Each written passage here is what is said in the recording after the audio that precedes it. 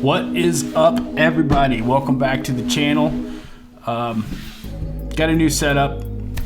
Decided to spend a little bit of time and money into the channel now. This is going to help me film at night, day, whenever. So with cold weather setting in, it's inevitable. I can't go outside. Don't want to be, out driving the car around and yada yada and so on and so forth. But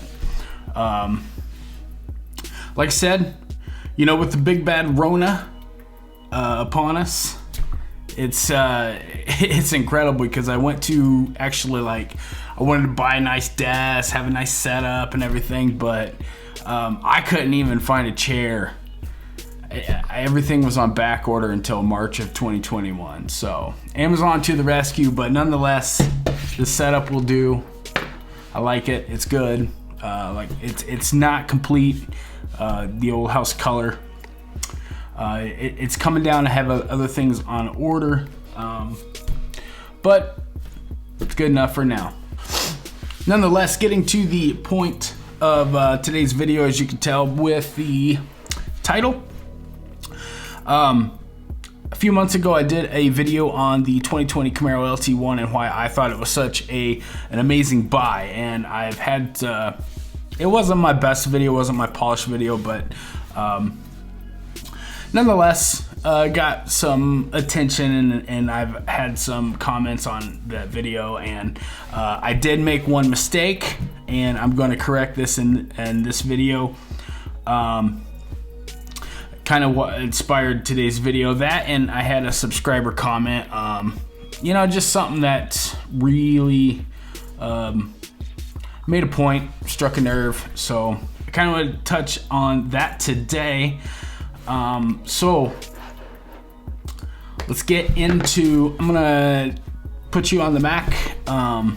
In case you are wondering, I did switch to the 2020 iMac with the new Big Sur. I literally just updated last night to the Big Sur, so if there's any glitches or whatever, I apologize in advance. So I'm gonna take you to the building price and kind of revisit, and I kind of want to go over a few things. Some things I missed. It was kind of all over the place, so, but let's go over to Chevrolet. Let's go into the building price. As far as, we're gonna go into the 2021, and there's a reason for that. I'll get to it here in just a little bit.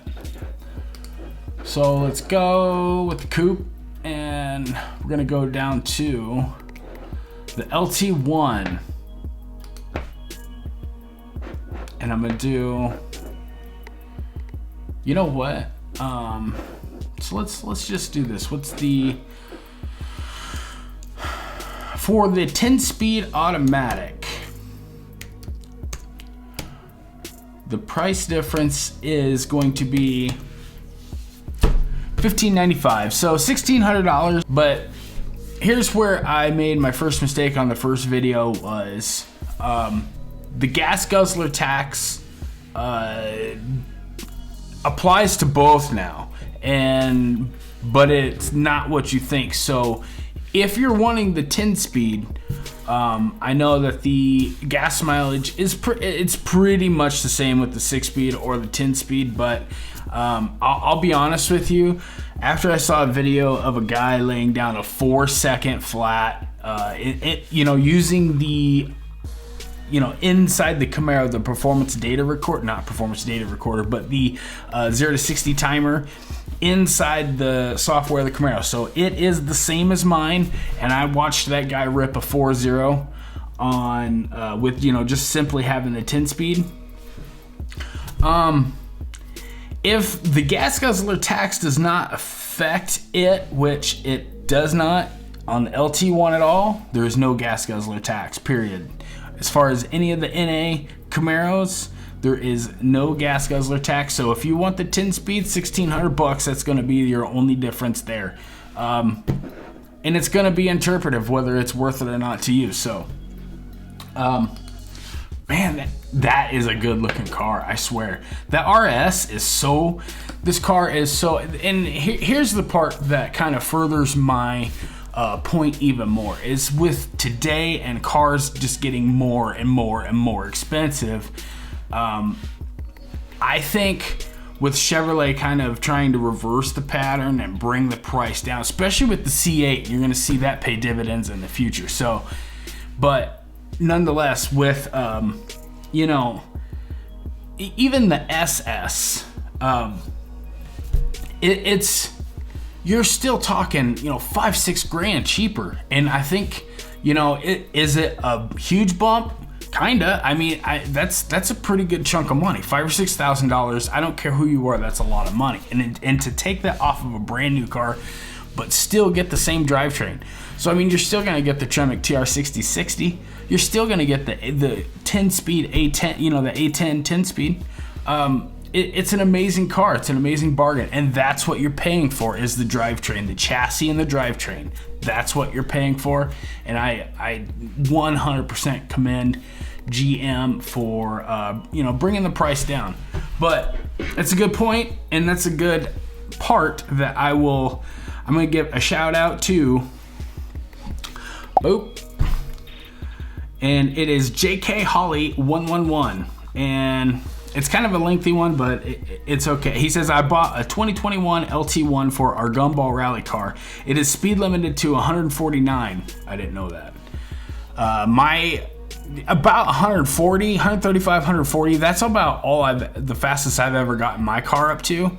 GM claims 155, but I've never seen anybody peg it out and get stuck at 149. So, I don't know if that's factual or not. I haven't yet to test it, but if that is, that kind of sucks, because I know the 2021 or even the LT1 period, that car is rated at 190 miles an hour because of the ring and pinion in the rear end. You're not getting the electronic limited slip differential like in the ZL1 or the SS1LE, but 190. Mine's rated at 155. And this 33,995. I mean, this car is getting to be it's getting to be a better and better decision the more I see it every time I look at it. It says, not terrible, but fun it's not fun getting left behind. Did very well in the Gingerman Raceway, and the big downside is the tires. We'll touch on that here in a little bit. Says they sucked on the drag strip, and I found a SS that has the 9.5 inch wide wheels. I think the LT1 with the 245s, that's an 8.5 inch. I'll put it up on the screen if I'm wrong. 8.5 inch, 20 by 8.5 inch wheel for, you know, to match the stock ones, which is a very good point, because that's all it's got the same style shredder wheels as, well, that's what I call them anyways, is a shredder wheel. But it's got the same style shredder wheel as the SS, and the only thing you need to buy is just those two rear wheels. And it's, you know, the LT1 versus the SS, it is so, you know, it comes down to the badging. There's a few things on the interior that are different, you know, as far as the gauges, the radio, and the seats. Other than that, man, it's pretty much identical car. And he says, and I'm going to be putting sticky tires on. I didn't have any gas tax on my auto. And it has a limited slip factory. I'm gonna have to check in on that. But I know that the ELSD is available to that car. You can take any part of my car, which is a 1SS 1LE, or, you know, I don't know, ZL1. It's kind of limited. It's touch and go on like the ZL1, but any part of my car you can put on this car. If you want to sit there and you know be like Lego sets and just sit here and add, it gets way more expensive, and you might as well just buy the 1LE. But everything that has on my car is available for this car as well. So if you want the ELSD, We'll look at up here in just a little bit, but it's available. It says, I bought it for the value, and it reminds me of the LX Mustangs from the 80s. Boom. I love this. Yep. My entire premises on making these videos is this car is it's a huge amount of power and performance and just car in general for the money. $33,995, and it'll have no miles on it, brand new right off the showroom. It is a massive value, and the thing is my favorite part about this car is cars today. There's no aftermarket for the infotainment. If you want to upgrade the radio or whatever from my car, this car, or whatever, Mustang, Challenger, it's not in the aftermarket, well, as far as I know yet. It's just cars today are not upgradable. They're not, so getting back to the basics and, just the cars of the 90s and early 2000s, everything that I grew up with, it's a much smarter approach and a better way to buy a car, especially if you're gonna save thousands, almost 10 grand. Out the door. So, it's a no-brainer to me. It's just cars are getting more and more and more expensive, and having this option with this amazing motor, amazing transmission, and just this amazing chassis, you can't go wrong with this car. I'm kind of upset that after I figured out that it's 190 mile an hour compared to 155, but it's a trade-off. It says, I got mine for $37K out the door. RS package, NPP exhaust, stripe kit, and auto. Okay, so he's added some things to this. It says it's a mean little mother. Yes, it is. Like I said, after I watched that guy, and I don't know if he had the stock tires or in the stock, setup, but it doesn't matter. A 4-second 0 to 60 it's awesome. And we kind of did some back and forth, and he commented again. Says, I just wanted to say thanks for not cutting down LT1. How can you? Everywhere I go online, they act like it's a crappy little car. Well, they're wrong.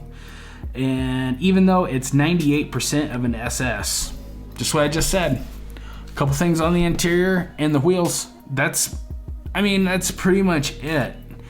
Obviously the SS, you can go crazy on the you can go crazy on any of them, but they believe the SS starts at like 38,000. He got his out the door after tax with all the things that he wanted added on for $1,000 less than what the SS starts at. That's pretty good in my opinion.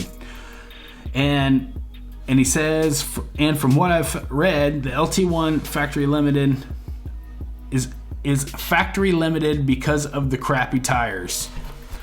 Like I said, I've got to check that out. So, but the Camaro did pretty damn good, hanging with the Red Eyes, Vipers, Vets, BMWs till then, which he's implying the 149 mile an hour. Not disappointed. Great channel. Hey, thank you, sir. If you're going to, if you're looking at a car and this is in your price range and you're looking at a sports car of this type, I'm telling you, you will not be 6 months, a year down the road. I've got 16,000 miles on my car, and literally I bought that car 14 months ago, and to this day, I just got in it the other day, and I'm like, man, I love this car. I am so happy driving this car. Does the payment suck? Bad, but it's I asked for it, and it is worth it to me. It's what brings me happiness, and I'm telling you, you're gonna get you're gonna get 80% of my car in this car, and you're gonna save over 10 grand easy. So I mean, even if you can live with just the RS package, I'm not seeing anything that you really need.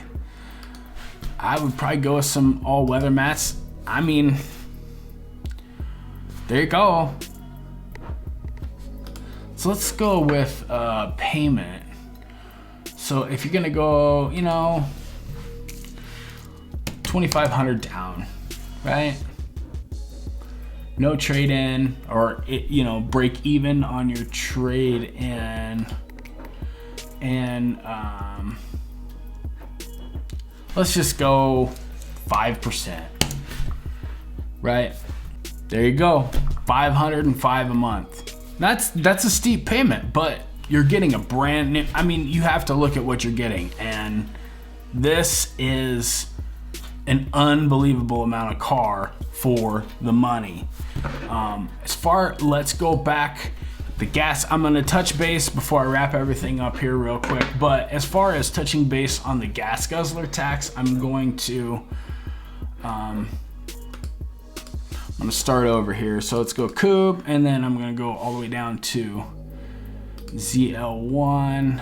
I'm gonna go with the stick, and then let's go to summary right there. There you go. Gas guzzler tax of $1,700. Now I read online that the EPA came back and readjusted it to where they kind of upped, because in the past, the skip shift eliminator, as far as the skipping from first gear to fourth gear, lower speeds, it did help out, and the gas guzzler tax was lower on the ZL1 back then. Let's start over. I'll go coupe, and then we're gonna go down to ZL1 10 speed. Going to coupe, man, that's a good looking car. Let's go over to summary. There you go. $2,100 for the gas guzzler tax. And I can't explain that, because as far as I am aware, the 10 speed on the highway gets like 1 or 2 miles to the gallon difference, but I think that skip shift eliminator from first to fourth is saving you that $400. It's still paying dividends, because I fixed mine for $10. So I ordered mine through Phase Tech off of eBay, and $10, and I'll put a link to a video, you know, I'll do it up here. But, you know, I'm gonna refer to the first video as far as walking you through everything, but I'm telling you is being able to have the ability to have snow tires, not really worrying about the depreciation curve, and having just a simple, the basic car, simple, and you're getting huge motor. You can't go wrong on the transmission. That A10's awesome, and the Tremec TR6060 6-speed is awesome as well.